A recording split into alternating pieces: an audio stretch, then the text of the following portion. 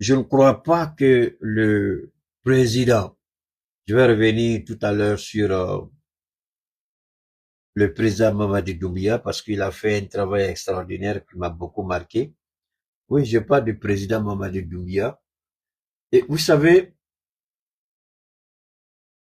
les présidents militaires, à l'exception du Tchad, je ne sais pas trop où il va, même s'il y a eu des élections en Guinée, même s'il y a eu des élections au Gabon, les présidents qui sont à la tête de ces deux pays restent des militaires.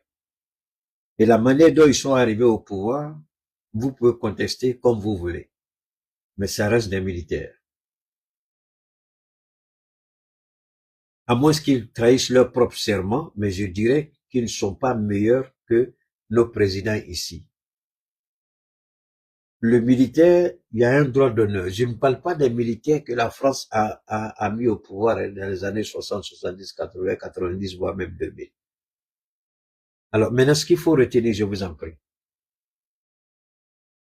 Moi, je voudrais pas faire un faux procès à un président parce qu'il a fait élection et on dit qu'il est dans le jeu de la France.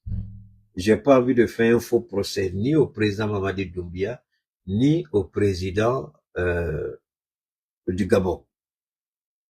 Je l'ai toujours dit, s'ils travaillent dans l'intérêt de leur peuple, nous prions Dieu que ce soit leur cas. Mais ces derniers jours, j'ai été beaucoup marqué par l'actualité de ces deux présidents. Le président du Gabon a fait quelque chose d'exceptionnel qui m'a surpris. On va revenir un peu plus tard. Mais je vais me limiter, je vais d'abord m'arrêter en Guinée. En Guinée, si c'était pas un militaire, la décision du président guinéen, personne, je vais vous ramener, on va l'écouter. Leur but ne sortira plus la Guinée tout l'or que vous allez. Leur but ne sortira plus la Guinée tout l'or que vous allez. Non, attends, demandez, tu pas trop vite, Mamadi. Mamadi Keïta, on ne sait pas si c'est vraiment Mamadi qui parle. Bon, permettez-moi, on va revenir rapidement sur Mamadi. On va revenir rapidement sur Mamadi Doumbia. Ok. Il est bon, c'est Mamadi Doumbia qui va parler. Hein. Vous allez voir son visage et puis on va avancer. Ok. Ok. Maintenant. Ok. Voilà. Pour dire dans Goulou, seront raffinés à Conakry. Désormais, leur transformation sur place devient incontournable. C'est un impératif et sans délai. Tout manquement au respect des délais de construction des raffineries se traduira par des pénalités requises.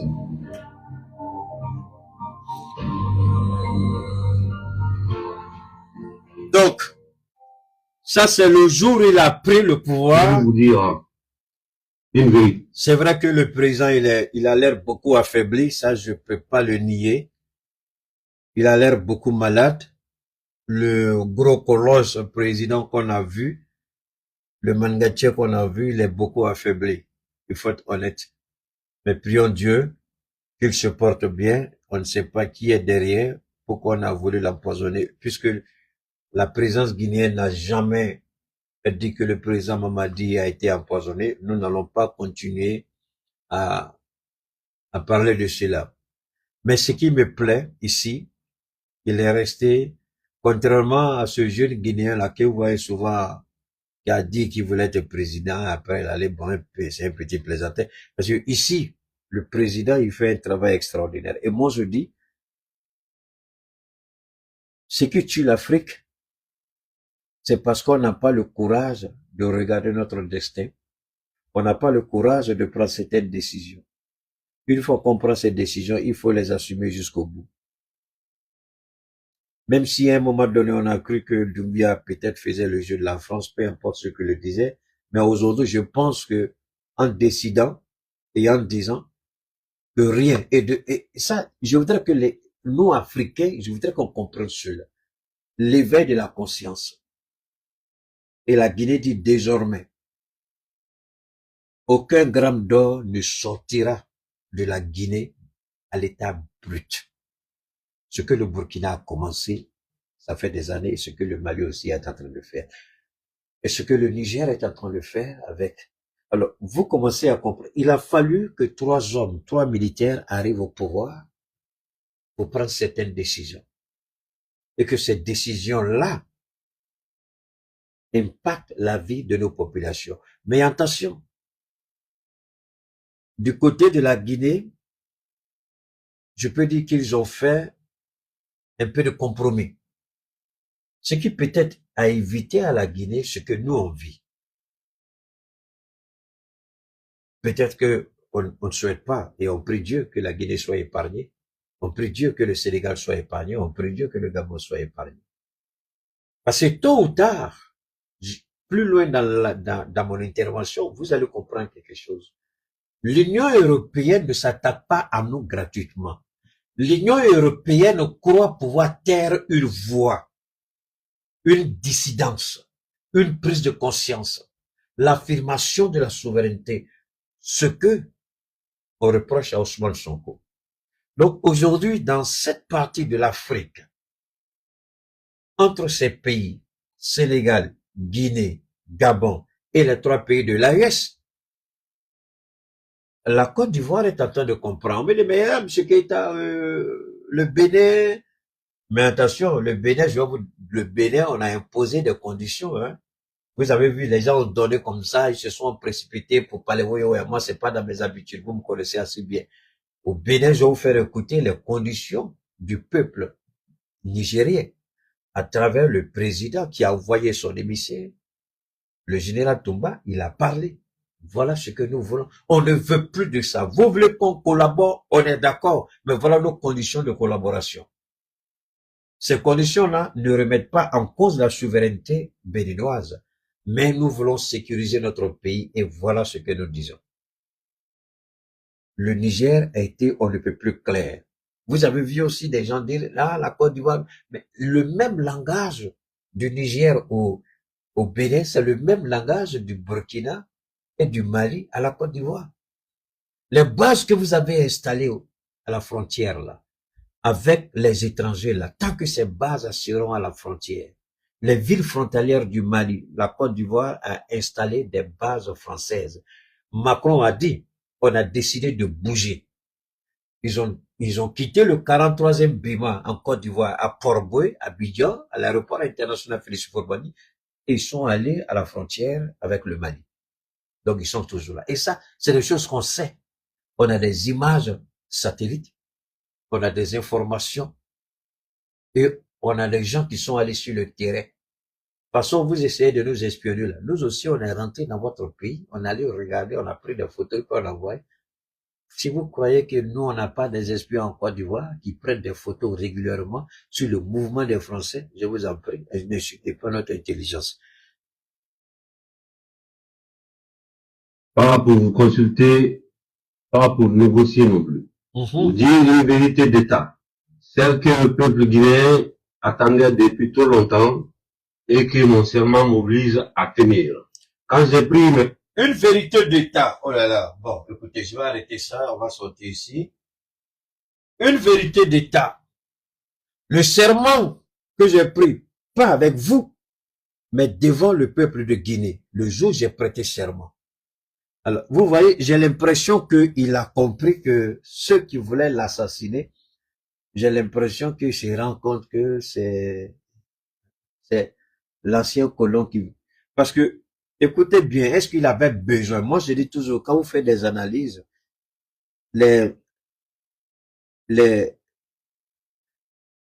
comment vous dire en bon français, les manipulations, pas manipulations, oh là là, oh, bon, le langage vous permet de comprendre tout ça. Il y a les éléments du langage que vous n'avez pas besoin d'utiliser dans un discours officiel. Mais si vous utilisez ces éléments de langage-là, vous envoyez un message clair à ceux que vous soupçonnez, mais que vous n'indexez pas directement, ni nommément. Mais à travers vos éléments de langage, ils comprennent tout de suite que c'est un message que vous leur envoyez. Et le message ici du président Mamadi Doumbouya, c'est un message envoyé certainement à ceux qui ont tenté de s'attaquer à sa vie. Et je pense que il a bien compris. Les Chinois peuvent être à l'origine, parce que ce sont les plus grands voleurs en Afrique. Eux, ils pensent que nous, on connaît pas grand-chose. Ce n'est pas forcément que ce soit la France. Il y a beaucoup d'entreprises dont les intérêts sont menacés aujourd'hui en Guinée. Ceux qui ont l'habitude de venir voler, prendre et puis partir. Mais quand on vous dit aujourd'hui de faire face à la réalité et que vous n'acceptez pas, il y a un sérieux problème. Donne-moi une seconde, il y a un Yamogodin qui est là. Je parle de ta maman. Comment il s'appelle là? Karim ou Yamogodin Bata. C'est de ta maman que je parle. Sors de mon direct, Yamogodin que tu es. Attendez, je vais enlever cette merde là. Voilà. Donc, on continue.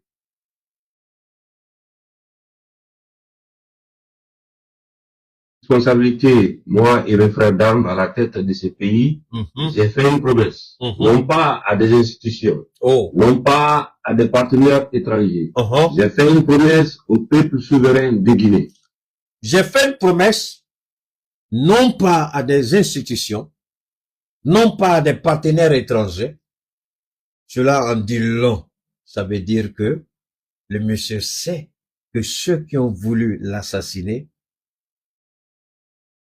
il est sérieux, que ce message est adressé.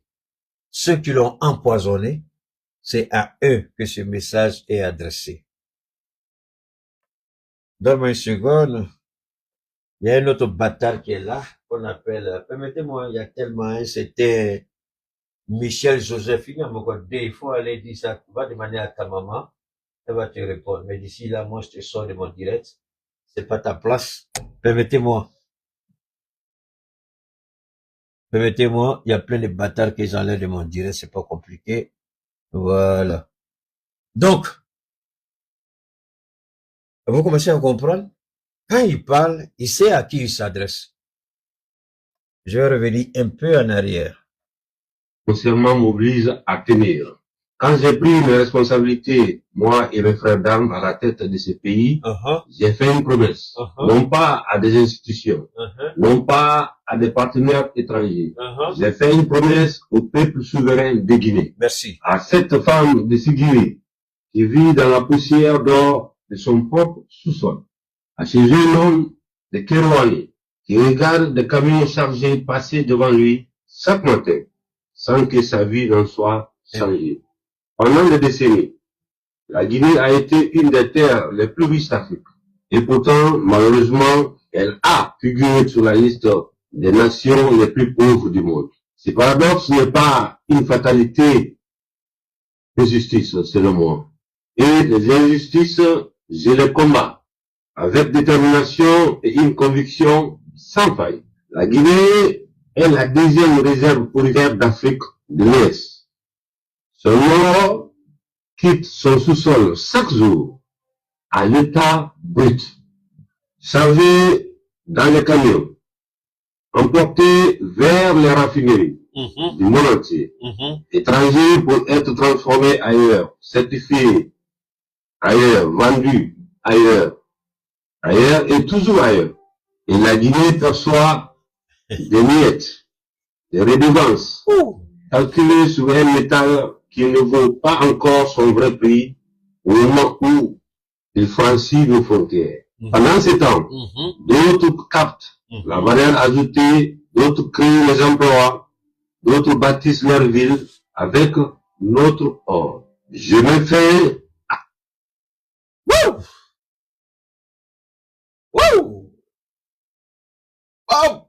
Ça, c'est le capitaine Ibrahim qui parle.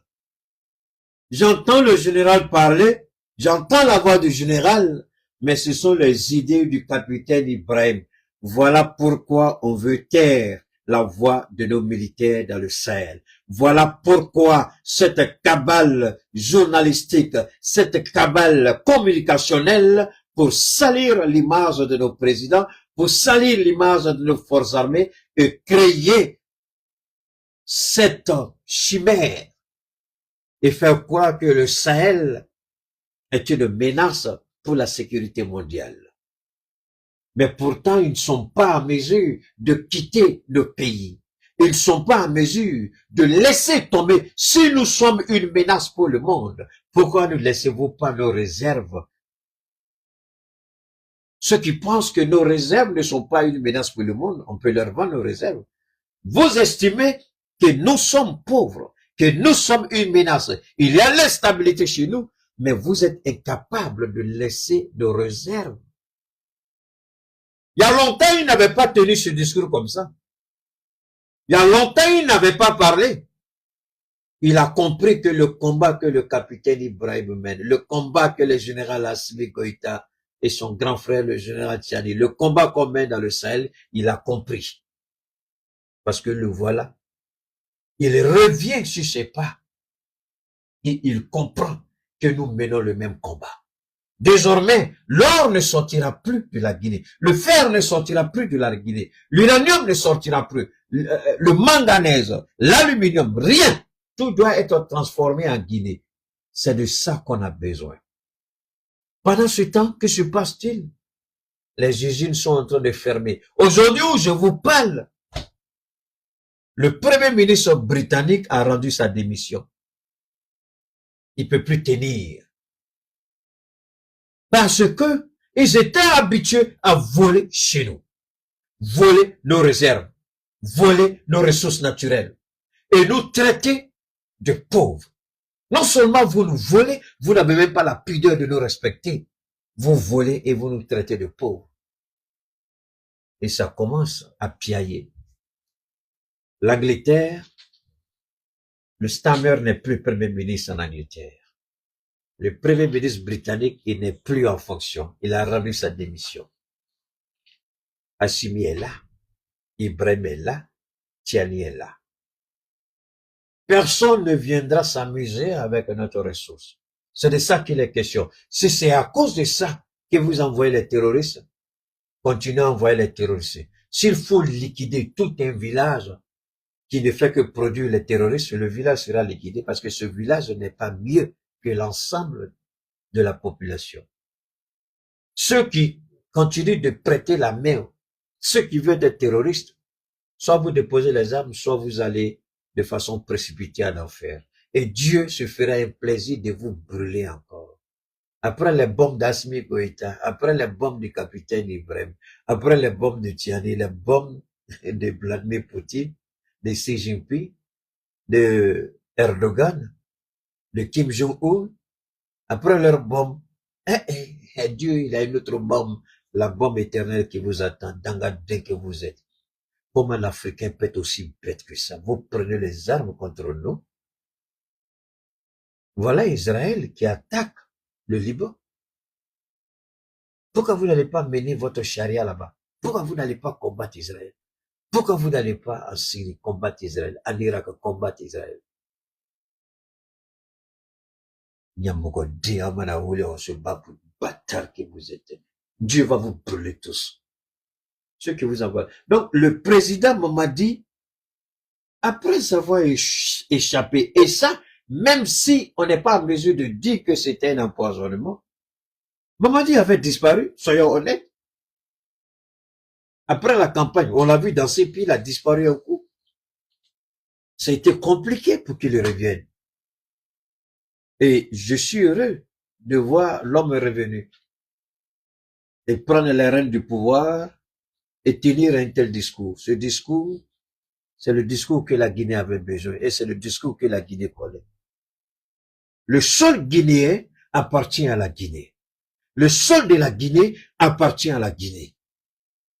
Et non à des idiots qui se font passer pour des, je sais pas comment vous appelez, multinationales. Vous savez transformer l'or. Pourquoi vous ne transformez pas chez nous ici? Vous savez transformer le cuivre. Pourquoi vous ne transformez pas chez nous? Vous savez transformer l'aluminium. Pourquoi vous ne le faites pas chez nous? Pourquoi vous ne le faites pas en Guinée? Alors, on continue d'écouter. Dès aujourd'hui, nous avons construit la plus grande raffinerie d'Afrique en Guinée, qui sera opérationnelle dans les jours qui viennent. La Guinée ne continuera plus à se contenter d'être fournisseur de matières premières pour les usines du monde entier. C'est fini. Première chose que je vais vous dire, que vous devez noter. La Guinée est... Est-ce que vous savez que je viens de voir le logo de BYD?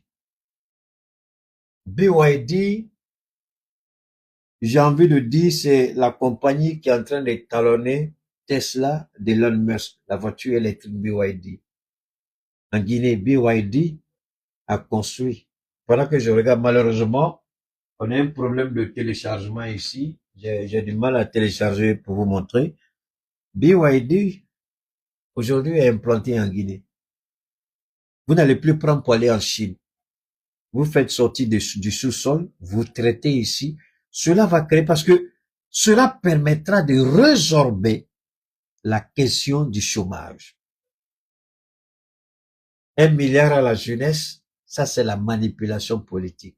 Vous proposez 1 milliard aux gens, après vous allez casser leur maison. Le milliard qu'ils n'ont jamais vu de leur vie, après vous cassez leur maison. Voilà ce qu'un président doit faire. Mais est-ce que le gouvernement de l'État de Côte d'Ivoire est capable de dire plus jamais? Le cacao, on le fait plus sortir, on le transforme directement en Côte d'Ivoire. Mais quel jour est arrivé Ibrahim Traoré? Ibrahim Traoré est arrivé avant-hier. Il est arrivé quand Ouattara était au pouvoir, à peu près 15 ans après. Il est arrivé après Ouattara, 15 ans après. Ouattara n'a jamais été capable de transformer une seule noix. On dit quoi? C'est noix de cacao. Vraiment, je sais pas trop. Je suis tellement énervé avec ce vieillard-là. Mamadi Doumbouya peut être le fils d'Alassane Ouattara. Aujourd'hui, ils ont obligé les investisseurs à construire des unités de transformation. Le Mali a commencé avec le lithium. Le Burkina le fait aujourd'hui. Le Niger le fait. La Guinée vient de commencer. Le processus d'industrie, c'est de ça qu'on a besoin, des hommes forts. On dit non, on a besoin d'institutions, on s'en fout. Des institutions, ce sont les institutions qui tuent les pays africains. Quelle institution? Il y a une institution et puis il y a un vieillard qui fait 4 mandats. C'est quelle institution qui est là? Il se lève le seul, il chante ce qu'il veut, il fait ce qu'il veut. C'est lui l'institution. On n'a pas besoin de ça. Nous, on a besoin des hommes forts pour donner aux institutions la force de la raison légale et constitutionnelle.